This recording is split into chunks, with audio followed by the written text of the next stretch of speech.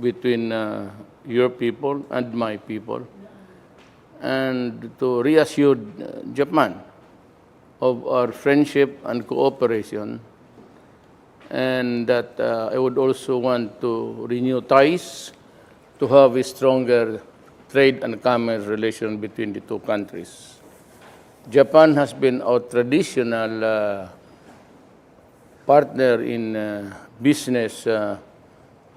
Even right after the war, we actually resumed immediately the trade and commerce relations between the two countries. And we are great friends.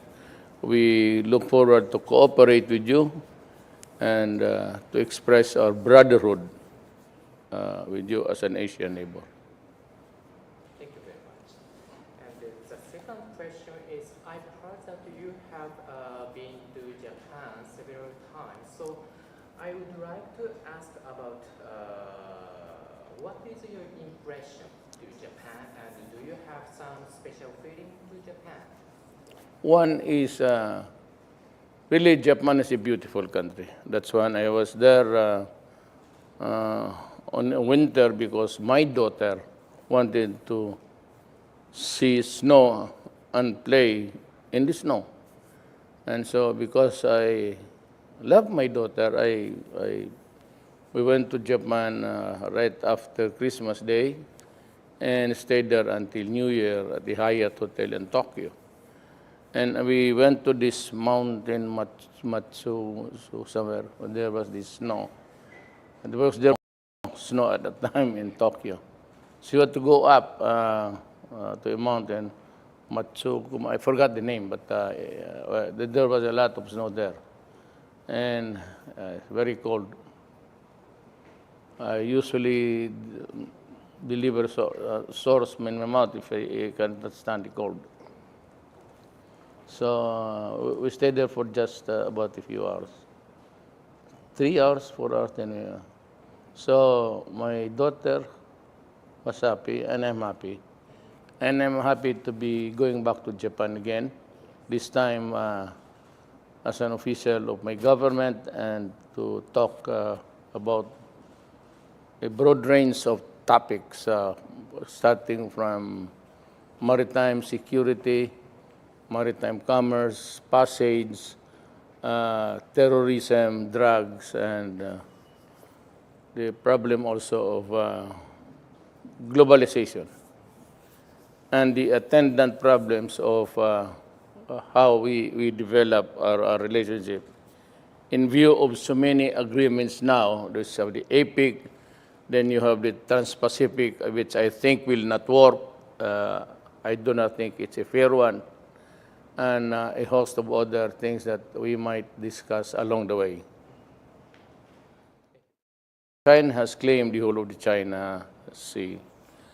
Japan has disagreed.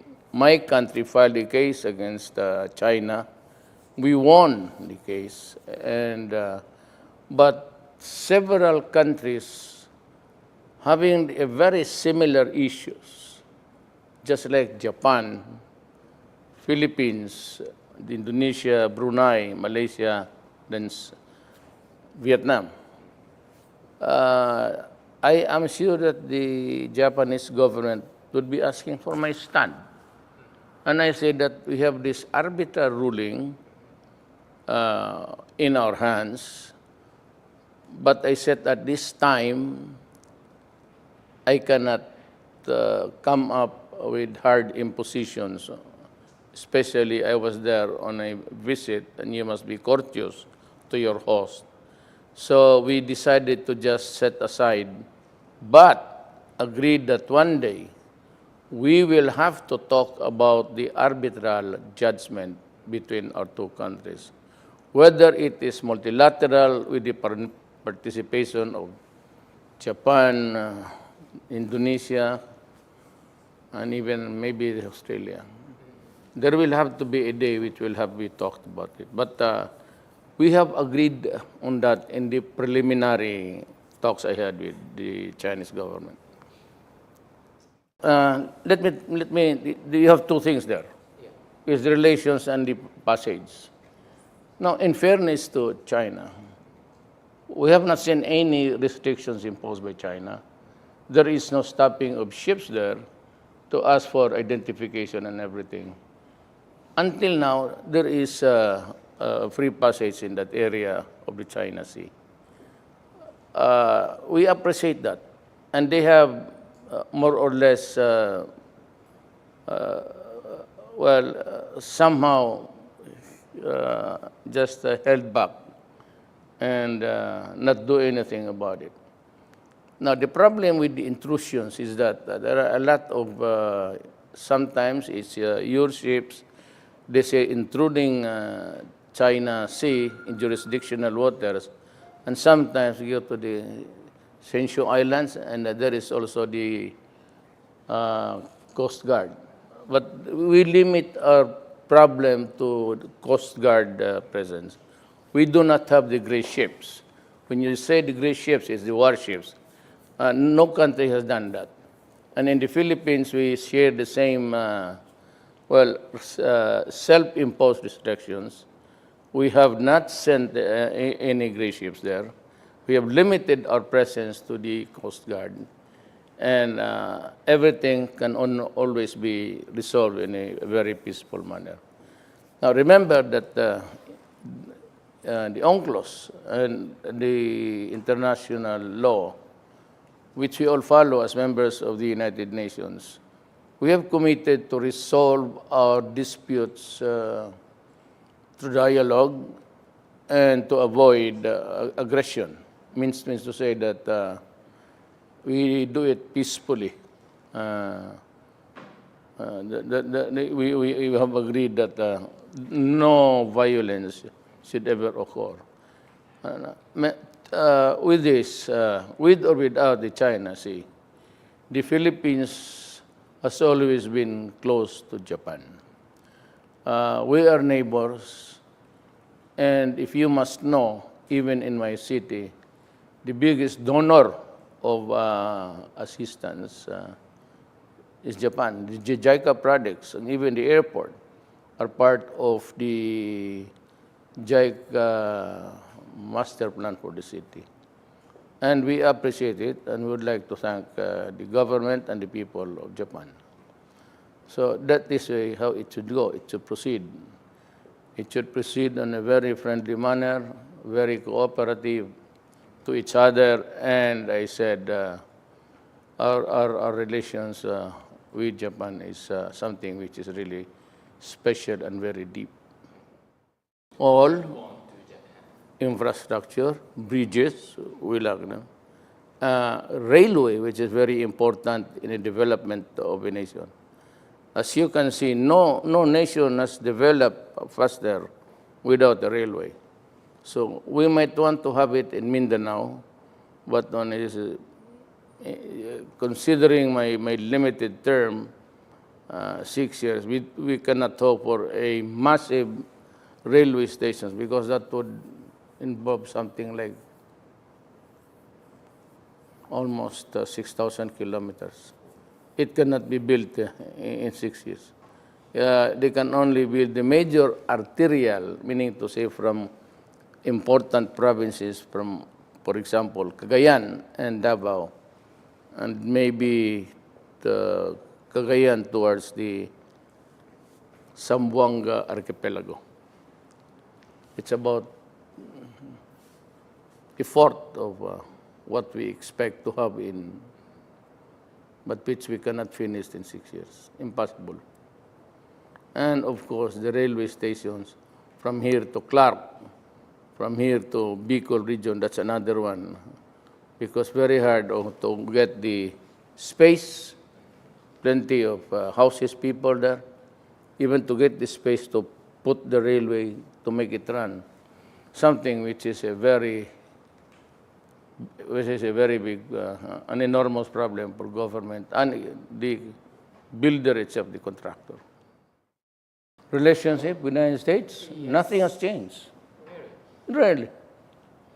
Nothing has changed. I'm harsh with my mouth because they were not also maybe doing the right conduct. And those were just exchanges of the mouth.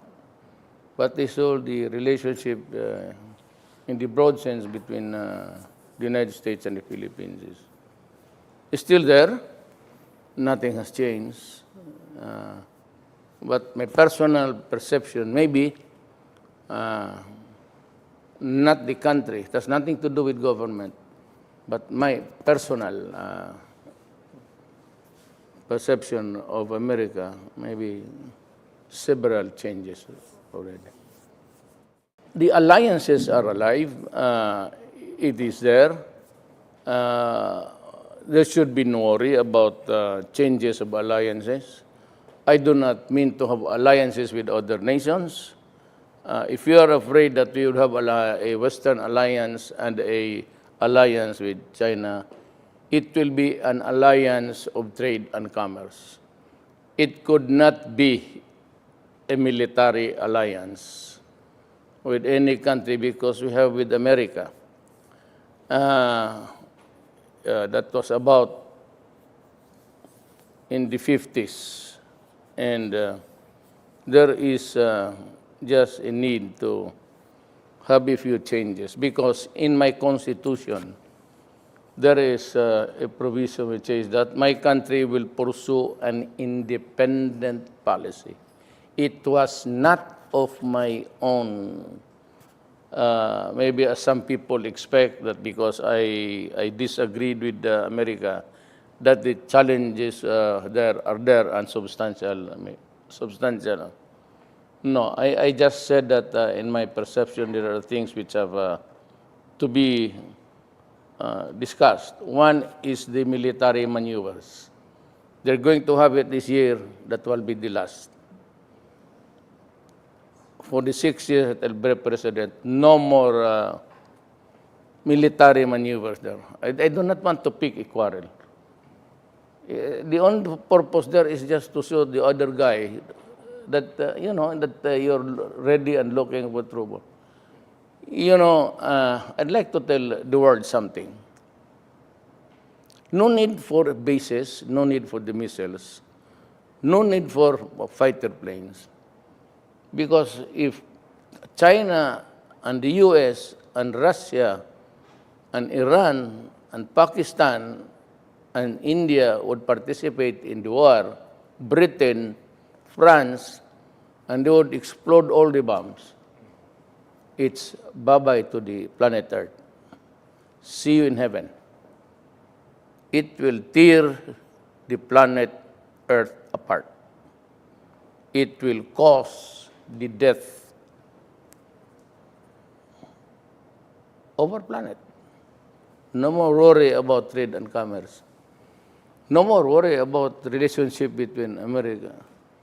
So I do not need military alliances. And I want just to see my country free, no maneuvers of any kind, because that you are maybe challenging somebody there. And I would want to see the day that there is no other military troops except the Philippine military. I want to see the day that no more presence of any other foreigners who are military. And that is what I mean when the Constitution says President can formulate an independent foreign policy. There is no need for military alliances because if there is war, it will just, we said it's the end of the world. So bye-bye.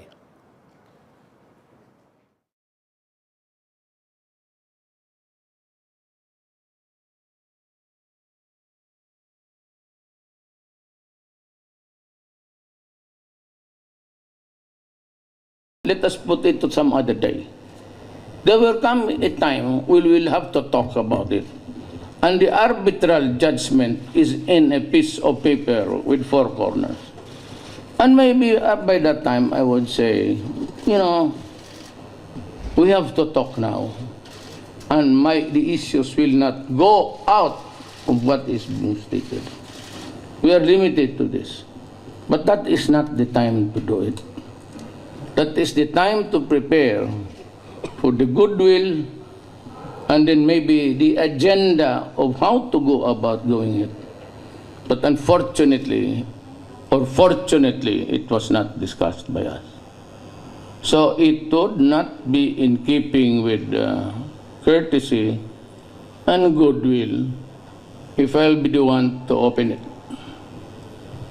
Because for after all, I did not come here to agree to talk about the China Sea. And you say it can take a back seat? Of course, it has to take a back seat.